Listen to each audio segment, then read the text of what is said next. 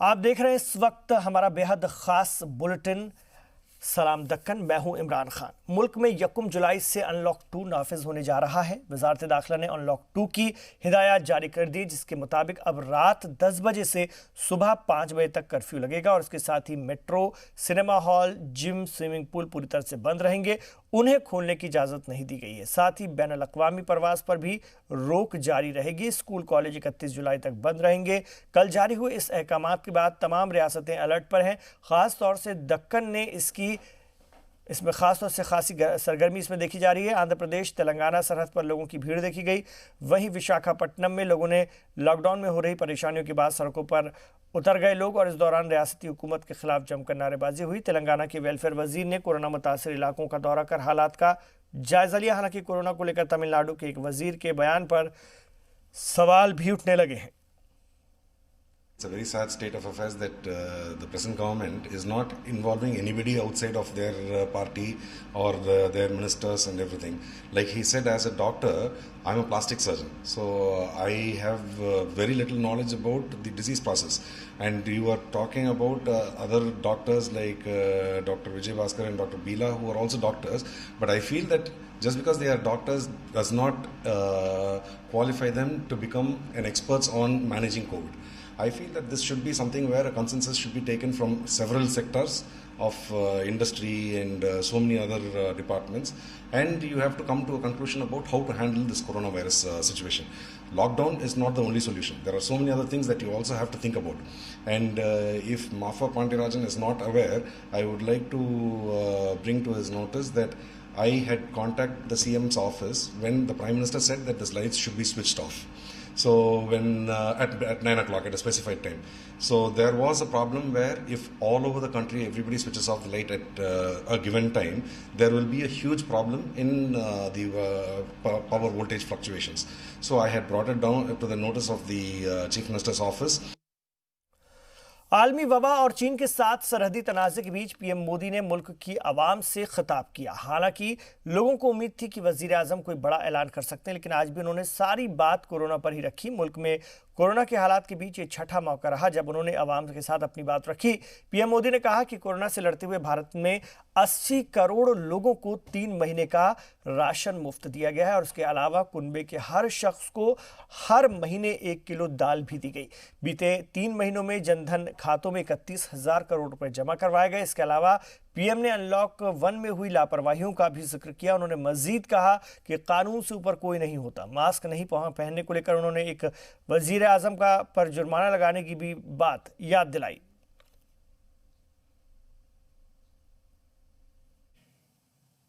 ये बात सही है कि अगर कोरोना से होने वाली मृत्यु दर को देखें तो दुनिया के अनेक देशों की तुलना में भारत संभली हुई स्थिति में है।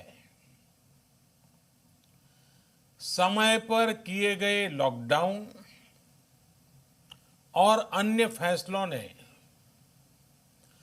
भारत में लाखों लोगों का जीवन बचाया है, लेकिन हम ये भी देख रहे हैं कि जब से देश में अनलॉक 1 हुआ है, व्यक्तिगत और सामाजिक व्यवहार में लापरवाही जरा बढ़ती ही चली जा रही है। पहले हम मास्क को लेकर, 2 गज की दूरी को लेकर 20 सेकंड तक दिन में कई बार हाथ धोने को लेकर बहुत सतर्क थे,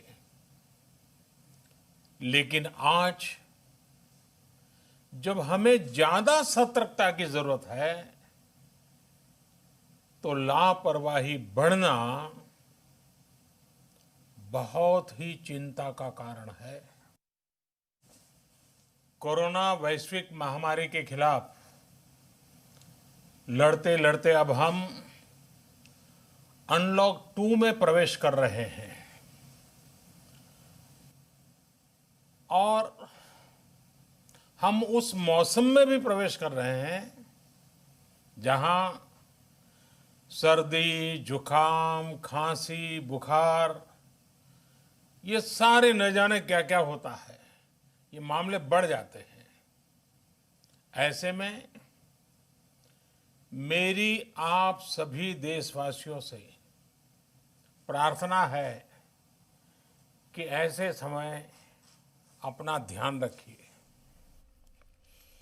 वजीर आजम मोदी के खिताब पर राहुल गांधी का भी ट्वीट आया। राहुल गांधी ने शायराना अंदाज में पीएम पर तनकीद की है। तू इधर उधर की न बात कर, ये बता कि काफिला कैसे लुटा, मुझे रहजनों से गिला तो है पर तेरी रहबरी पर सवाल है। राहुल गांधी का ट्वीट आ गया है। शायराना अंदाज में वजीर आजम पर तनकीद की है।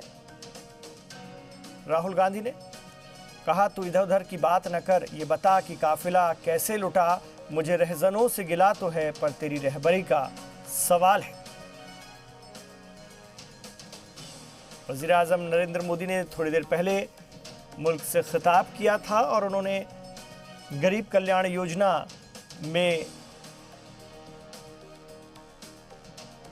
गरीबों और मजदूरों को अनाज दिए जाने की बात कही थी। इसके बाद अब कांग्रेस के साबिक सदर राहुल गांधी का ट्वीट भी आ गया है, जिसमें उन्होंने तंजिया अंदाज में शेर के जरिए वजीर आजम को निशाना बनाया। उन श्रमिकों को जो जान जोखिम में डाल के मीलों पैदल चल के अपने घर पहुंचे, आज बेरोजगार है, उनके पास कुछ करने को नहीं है, एक निर्णायक कदम लेंगे। हमें उम्मीद थी कि प्रधानमंत्री जी अपना अहंकार त्याग कर और कहीं ना कहीं राष्ट्र हित को और राजधर्म निभाते हुए हमारी कांग्रेस की, सोनिया जी की, राहुल जी की बात मानेंगे और 7500 रुपए का जो डायरेक्ट कैश ट्रांसफर की हमने बात करी है उसको अनाउंस करेंगे प्रतिमाह के लिए और लोगों की गंभीर तकलीफों को दूर करेंगे। और हमें सबसे ज्यादा उम्मीद थी कि आज प्रधानमंत्री जी जब राष्ट्र को संबोधित करने जा रहे थे, 100 दिन में पहली बार जब वो राष्ट्र से रूबरू हो रहे थे, तो वो आंख में आंख डालकर हमारे दुश्मन चीन से बात करेंगे, मजबूती का संदेश देंगे।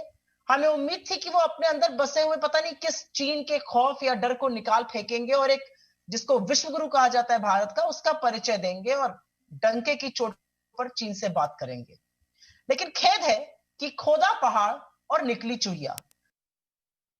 राहुल गांधी जी ने लगातार ये बात कही थी कि ये समय है लोगों की मदद करने का, और उन्होंने कहा था कि न्याय योजना जो कांग्रेस ने चुनाव के पहले लाने की बात कही थी, उसी तरह की कोई योजना इस सरकार को लाना चाहिए और गरीबों के खाते में पैसा देना चाहिए। लगातार आज लोगों को इसकी ज़रूरत है, आवश्यकता है, लेकिन प्रधानमंत्री इधर उधर की बात कर रहे हैं। लेकिन सच्चाई ये है कि इससे गरीबों का कल्याण होने वाला नहीं है। कोरोना जो है बड़ी तेज़ी से फैल रहा है और अगर प्रधानमंत्री जी अगर ये बात कह रहे हैं तो हम चाहेंगे कि ये बात जो है अपने सहयोगी दल के लोगों को, जो राज्य में मुख्यमंत्री हैं, बिहार जैसा राज्य जहां बीजेपी के समर्थन से नीतीश कुमार जी मुख्यमंत्री हैं, उनको पहले बताना चाहिए। यहाँ प्रशासन नाम की कोई चीज़ नहीं है, कोई भी गाइडलाइंस का पालन नहीं किया जा रहा है। और अगर बिहार मॉडल अगर अडॉप्ट कर लेते हैं प्रधानमंत्री जी, तो आप समझिए कि कोरोना का भय ही नहीं रहेगा किसी को। सारी चीज़ें जो हैं बिहार में ऐसी स्थिति है, आईएएस को हो रहा है, आईपीएस को हो रहा, अब तो मंत्री को हो गया, और एक दिन पहले शादी होती है, अगले दिन दूल्हा की मृत्यु हो जाती है और उसके वजह से 150 बारातियों को कोरोना पॉजिटिव हो जाता है।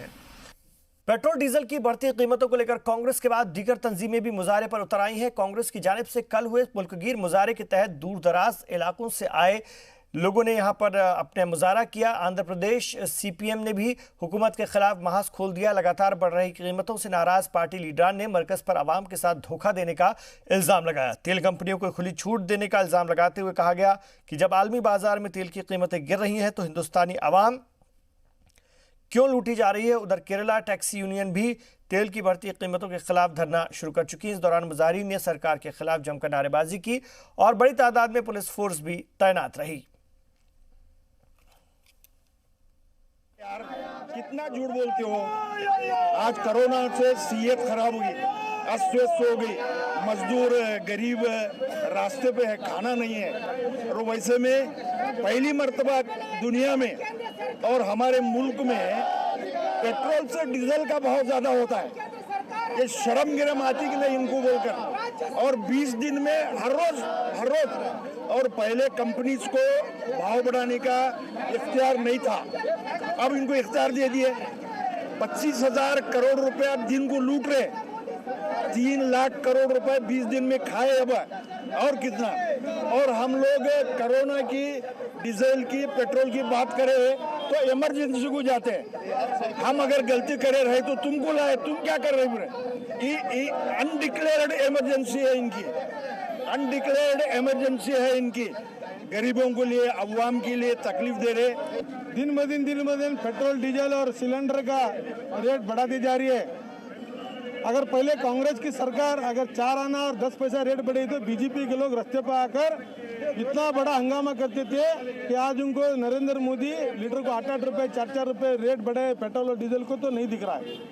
लॉकडाउन के आड़ के अंदर पूरा देश नरेंद्र मोदी और बीजेपी के सरकार के साथ था, पूरी पार्टियां बीजेपी सरकार और नरेंद्र मोदी के साथ थी।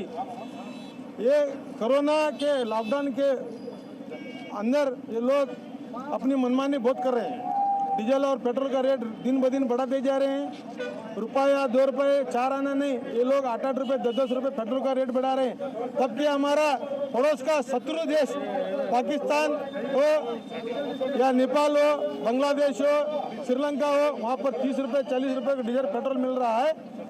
वैसे के अंदर यह देश के लोगों को जो आज बहुत संकट में है, बहुत परेशानी में, आर्थिक के वजह से हो, नौकरी के वजह से हो, बहुत दिक्कत में ऐसे टाइम को लोगों को नरेंद्र मोदी खुलेआम लूट रहे हैं।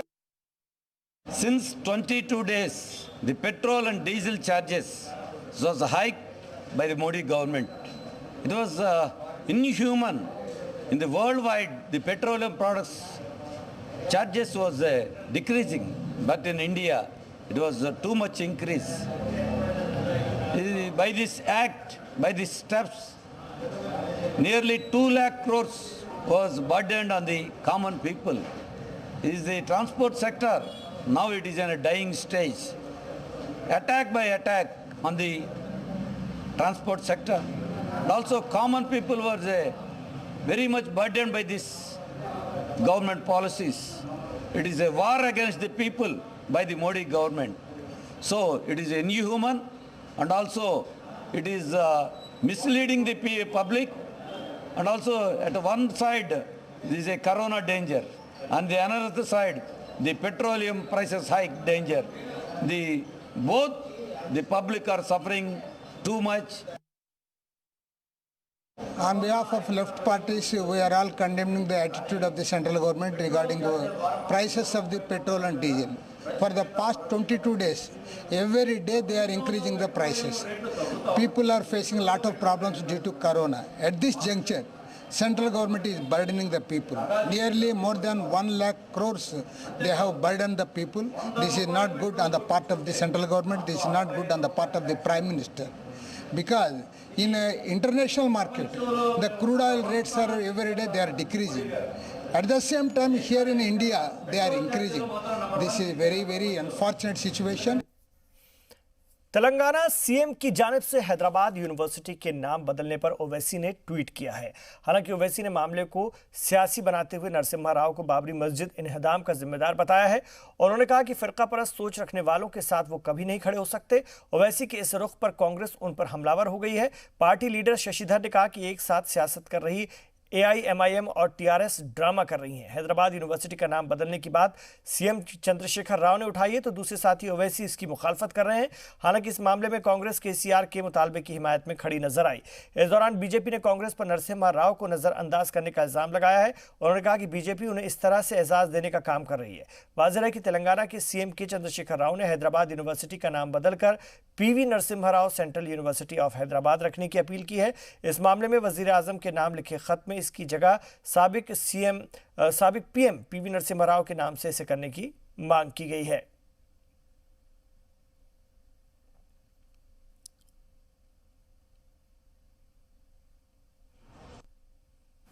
So Mr. Asaduddin Owaisi is free to have his own views. Beyond that, I would not like to say anything. And everybody knows who's responsible for the demolition of Babri Masjid. Mr. Narasimha Rao was Prime Minister. Mr. Kalyan Singh, the UP Chief Minister, filed an affidavit in the Supreme Court saying that the structure will not be touched. But unfortunately, then you know what unfolded. Now that issue is settled. The Supreme Court has come out with its order on the Babri Masjid Ram Janmabhoomi issue. And now, yes, it was sad that such a demolition took place. But now, when you look at what is coming out of it, probably there are relics of a Hindu temple. So I think this matter needs to be closed once for all. I know Mr. Asaduddin Owaisi is very close to the TRS leadership in Telangana. They've been allies. So they enjoy such a close rapport, and Mr.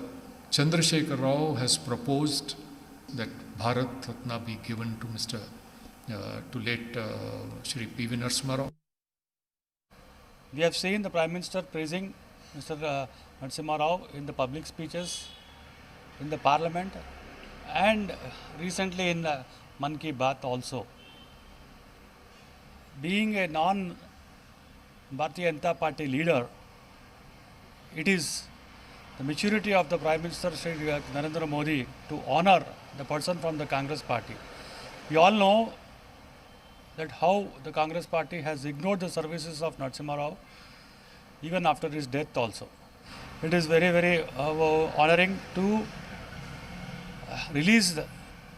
commemorate the postage stamp in honor of late Narasimha Rao. It's a welcome move. We also look forward for many more awards, and we also thank Sri Narendra Modi's government for releasing and then taking a quick decision immediately after his 99th birthday, which has been celebrated on June 28 this year. तो इन तमाम खबरों पर हमारी नजर बनी हुई है। आप रहिए जी सलाम के साथ।